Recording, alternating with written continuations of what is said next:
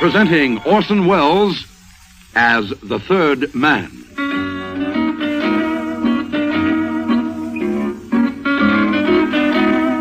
The Lives of Harry Lime. The fabulous stories of the immortal character, originally created in the motion picture The Third Man, with zither music by Anton Karas.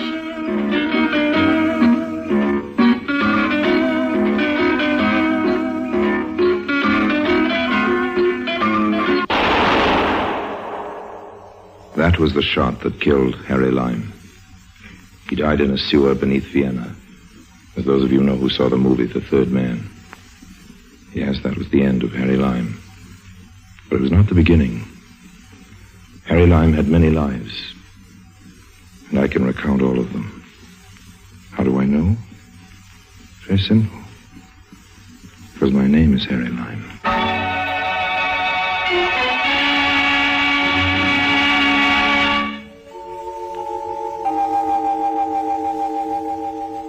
I was down on my luck, way down, scraping the bottom. A couple of deals had fallen through, and I found myself in Paris with a lot of time on my hands and only the price of a beer in my pocket. I was spending my time and the money at Fouquet's, not because the beer is any cheaper at Fouquet's, but because, well, you meet a nicer class of people there, and besides, they let you read the newspapers free. So I was reading a newspaper when I came on the advertisement. One of those classified ads in the personal column. It was addressed to Harry Lime. Harry Lime being me, I read on with some interest. There was no signature, no address. Mr. Harry Lime, it said, will find a business opportunity of an extremely profitable nature in the city of Tangier. Now, I might have thought this was one of the boys trying to hustle me out of Paris or just trying to be funny, except that the advertisement mentioned the city of Tangier. Now, why Tangier? There are very few places in the world I haven't been to, and Tangier just happened at the time to be one of them. Also, Tangier, as everybody knows, is full of money, and I couldn't imagine anybody wanting to send me there right in the heart of the free gold area where every second address is a bank and every second person's an international operator just for a gag. Probably more chances in Tangier to grab a fast buck than you'll find in the world today. So I was inclined to take the ad a little seriously. Of course, it might have been a police trap. There are cops in countries all over the globe busy looking for me. Some of them are just sharp enough to try to pull me in on a queer come-on like that. But the truth is that one of the only cities left where they don't happen to want me for what's known as questioning is the port of Tangier. And that's what sold me. There's just one complication. My beer was finished, and with it, my financial resources. How to raise the price of the ticket.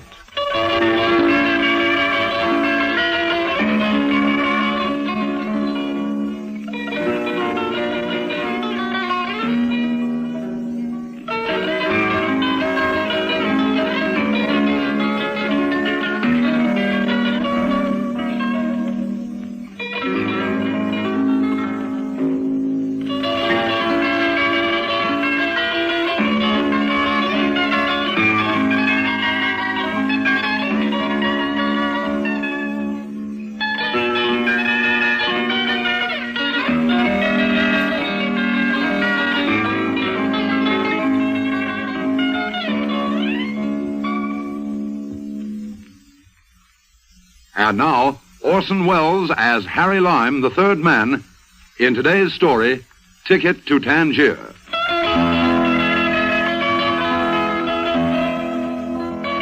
While I was brooding about how to raise the price of the ticket to Tangier, my eye happened to wander down the personal column of the newspaper, and a little below the advertisement addressed to me was this.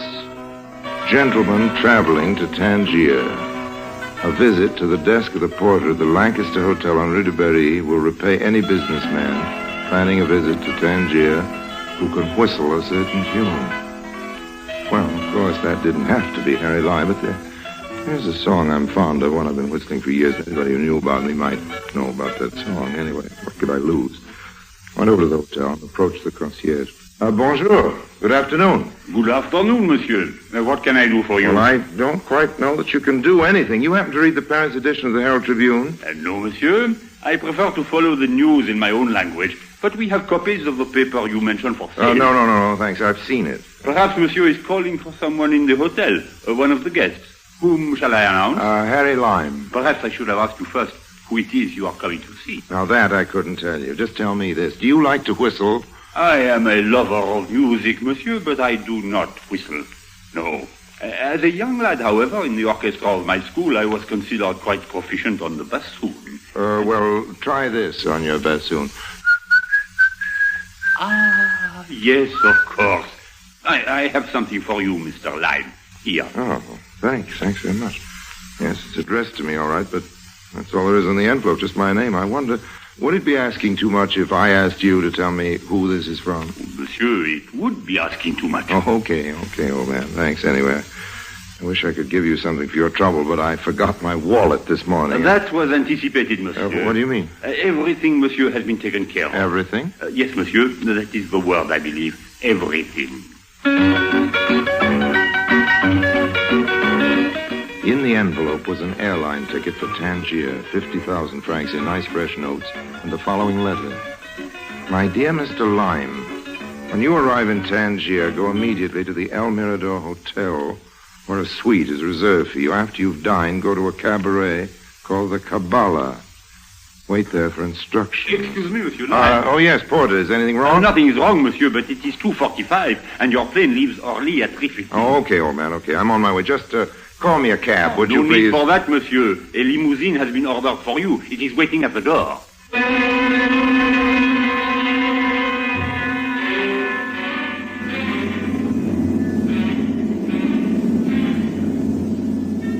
It was a very pleasant trip with a very attractive hostess on board.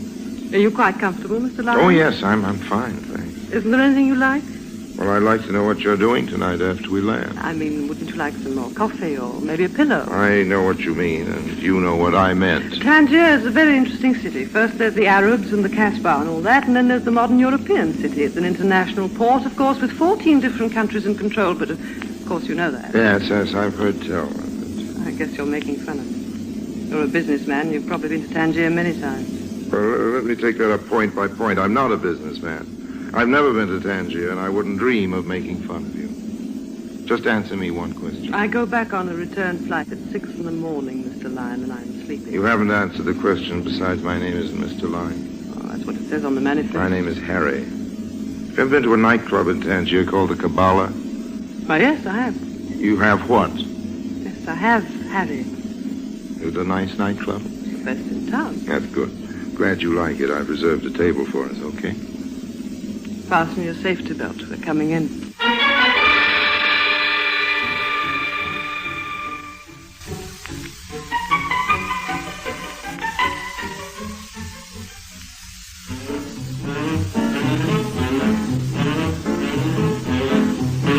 You know something? What? You're one of the few girls outside of Havana I ever danced with who knows anything at all about the rumba. I learned it in Havana. That almost explains it. What do you mean, almost? Okay, you learned to dance in Havana, and so do lots of other people. Okay, you're a hostess on an airline. You're very good-looking, and there are lots of good-looking hostesses that dance the rumba, but they don't dance that well. And none of them are this beautiful. No, I don't know what I mean by almost, but really, you know, you're almost too good to be true. No, I'm not so good. That's good. You don't even know my name. Yes, I do. There's a sign on the door of the cockpit, the plane that says Captain T.R. Stevenson, co-pilot J. O'Brady, air hostess P. Smith. So that's your name, isn't it? P. Smith. May I call you P? P is for Patsy. Okay, we'll settle for that. Shall we sit down? That champagne ought to be cold enough by now. It's awfully close in here. Why don't we forget the champagne and take a walk outside? Oh, wonderful. I'll just pay the check. Don't bother. It's been taken care of. What do you mean? The check has been paid. Now, look here, old girl. We can't have that. You're my guest, remember. Besides, I'm the male in the party, and I have my pride. I'm sorry, Harry. It's all taken care of. Come on. Good night, mademoiselle. Good night. Good night, monsieur. Good night. Good night. Patsy, I'm going to take something back. What's that, Harry? One little word. What's the word? Almost. I don't understand you. Well, I used it describing you, but it doesn't fit. The word almost could never be applied to you. Whatever you are, that's what you are completely. You couldn't be almost anything. You're wrong, Harry. Almost is just the word for me. Among other things, I'm almost very rich. You must be if you treat all your boyfriends to champagne. You're a special case. We won't argue about that, Patsy. I'm a special case, but What's an airline hostess get paid? Enough to treat her boyfriends to champagne, even the special cases like me? No, Patsy, doesn't make sense. You say you're rich. I said I'm almost rich. Well, then you must be almost stupid. What do you mean? Well, if I was almost rich, I wouldn't be working for my living at all. I wouldn't be found on an airplane unless I wanted to get someplace. I said I was almost rich, Harry, and that's what I meant. That doesn't mean I've little money or enough money. It means I have to work for my living. I took this job to pay the rent and also because it brings me twice a week to Tangier. What do you like about Tangier? A lot of international lawyers and private banks with streets full of American cars and grimy characters in nightshirts. Not very beautiful. As far as I can see, it's a kind of Switzerland with Arabs. No, but it is beautiful, Harry, if you know the right places. Let me show you. All right. Taxi! You know the Villa Muggetti? The Villa Muggetti? Ah, yes, mademoiselle. Mademoiselle means the great palace on the hill. I know it well. Good. Get in, Harry. I'm going to show you how beautiful Tangier can be.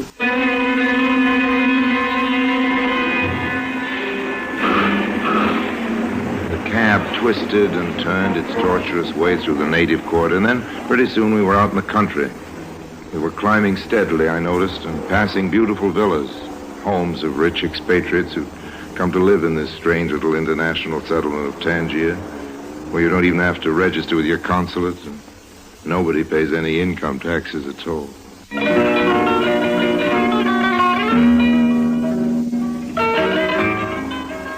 I think I neglected to mention that Patsy was beautiful. And if I did, believe me, I was understating the situation. She had gray eyes and that clear, powdery gold hair that makes you think of the ashes of angels' wings. I've known an awful lot of girls, but none of them I've ever laid eyes on would have given Patsy a worried moment. There may be better-looking airplane hostesses, but if there are, they're working for airlines on another planet. As we climbed up to the moon-bright hills over Tangier, I forgot completely the strange business which had brought me there, the advertisement in the paper, the airline ticket, and all the rest of it. I didn't care why I'd been sent for to Tangier. I didn't care who'd done it or what he wanted from me. I adore kissing you. You do it very well. But we've come to our destination. Oh, so we have. Anyway, the cab stopped. When did that happen? About 5 minutes ago. Where are we? Well, there's the bay below us. Oh, very pretty it looks, too, with all the lights and moon on the water. No, not now, Harry. Please. You're very impatient. Now let's get out. Why? It's nice in here. It's nicer in the house. And that enormous place? Mm-hmm. Anyway, some kind of private mansion it must be. Sure we'll be welcome. Here, you take the key. The key? You mean... That's what I mean. You're my guest. Yes, but how? You've been my guest all along. Gentleman traveling to Tangier, a visit to the desk. But what do you mean? You whistled a tune, didn't you? Well, how do you know about it? I had a friend once who told me how fond you've always been of that music. No, I mean, how do you know about the ad in the paper? I ought to know. I paid for it. And my plane ticket. I got a reduction from the airline. Come in, Harry. Here's a flashlight. I've got something to show you.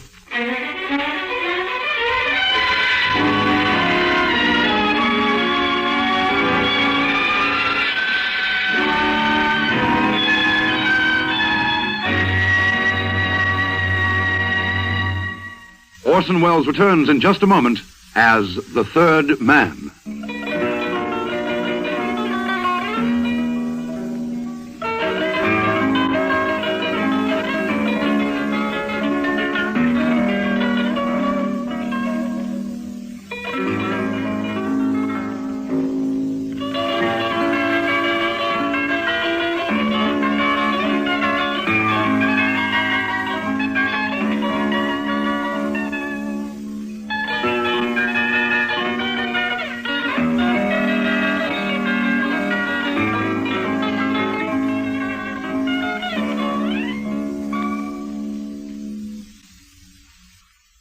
And now, Orson Welles, as the third man, continues with today's story, Ticket to Tangier.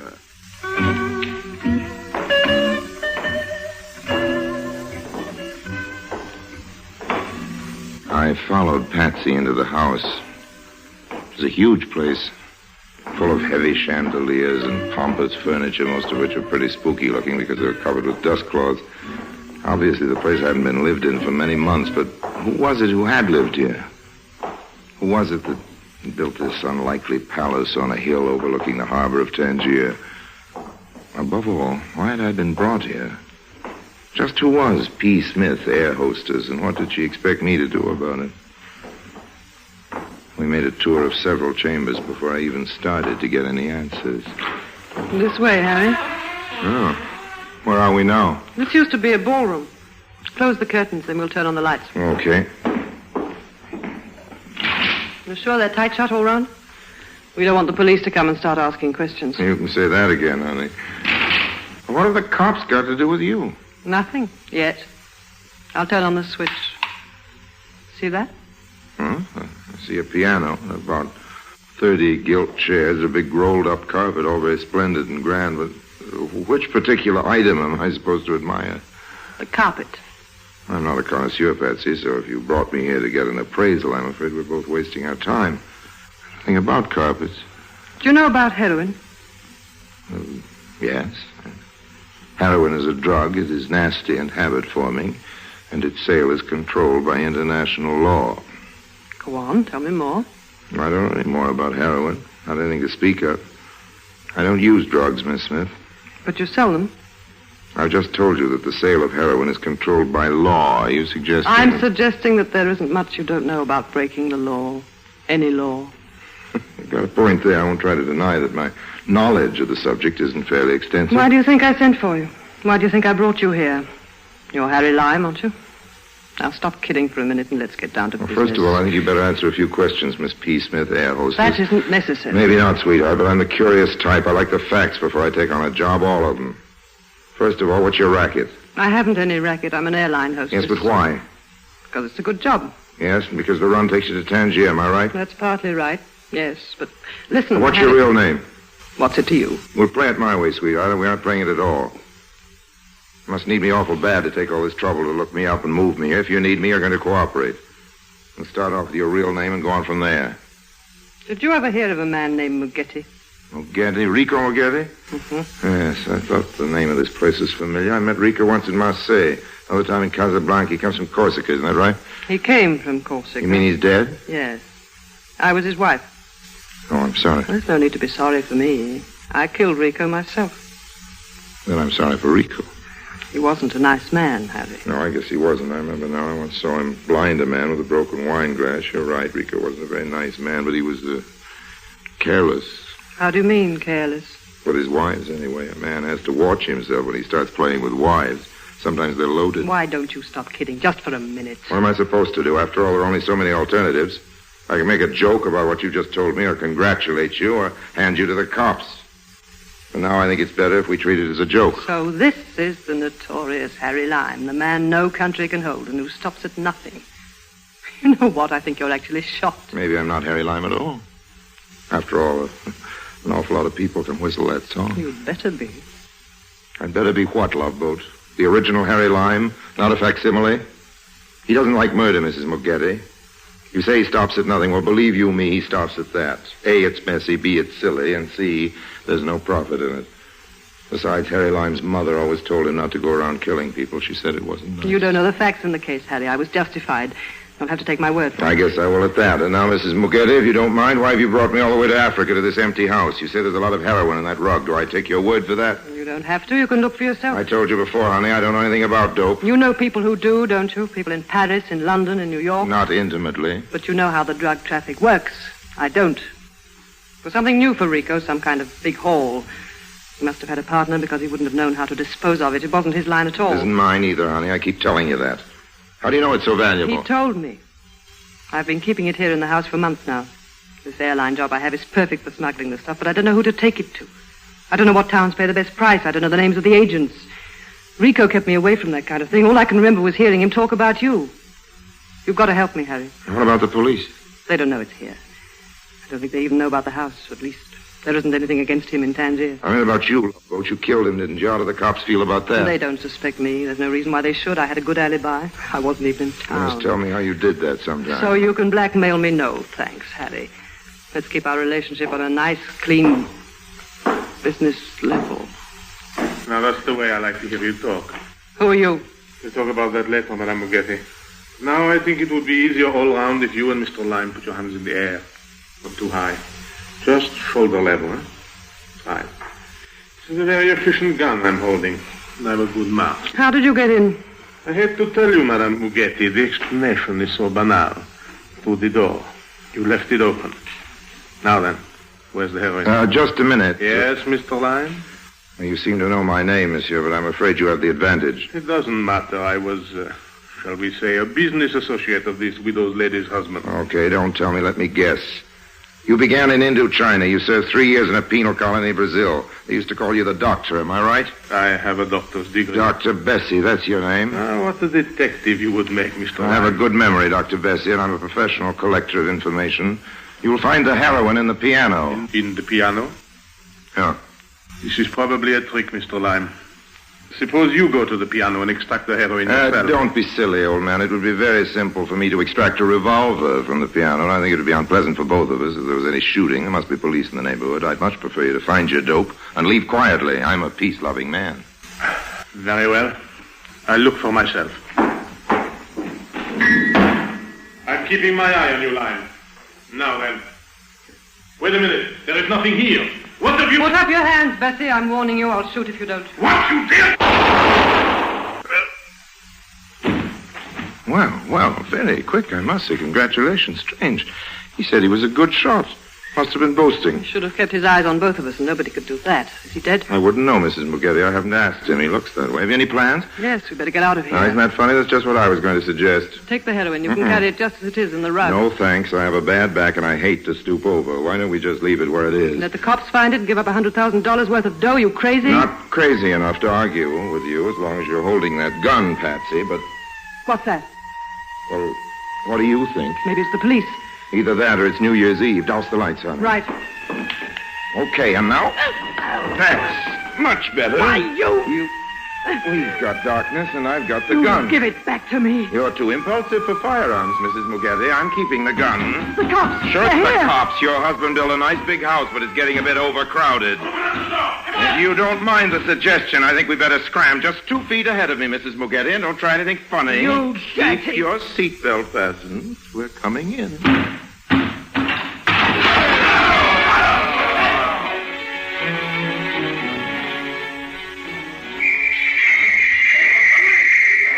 We made our way out through the garden. The cops were all over the place, and after a while it was clear that our only hope was in separating. Patsy, you go through the shrubbery. Keep straight on down the field till you get to town. You can, mister. Just keep going down the road. What there. about you? I'll make out all right. Yes, but what about the heroin? Heroin? There isn't any heroin in this story, Mrs. Mugetti. Just a hero. That's a joke, honey.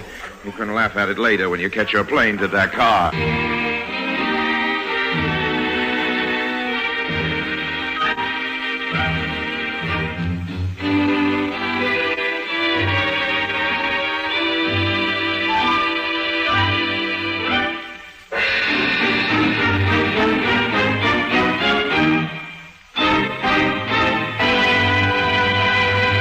Harry Lime returns in just a moment.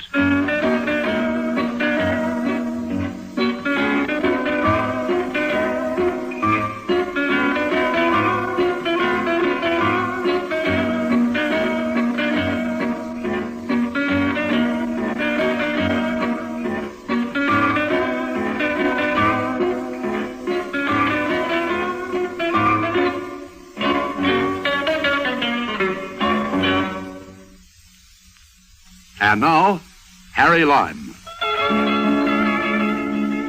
Of course, they got her. They took her off the plane on the return round to Paris. Somebody tipped off the police about that murder. It's what you might call the wages of Lime. It's another joke, but you don't have to laugh at it. I'll do the laughing. You see, what Patsy didn't know was that I had picked up the rug in the darkness and hid it under a bush just outside the window. I came back later and collected it. Of course, the word was out about Rico's big consignment, and didn't have any trouble getting a good price in Marseille the next week. But honestly, I don't approve of drugs. That's why I threw the original stuff into the Bay of Tangier and delivered to the gangsters 7 nicely wrapped packages of confectioner's sugar. They tell me you can get the habit for sugar, too, but my conscience is clear, all except for one thing, that little prayer rug it was wrapped in. I know it didn't belong to me, but it looks very nice here in front of the tea table, don't you think so? Will you have milk or lemon with your tea? And how much sugar? This is the very best brand, you know. A syndicate of desperate gangsters paid me $50,000 for only 7 packages of the same quality.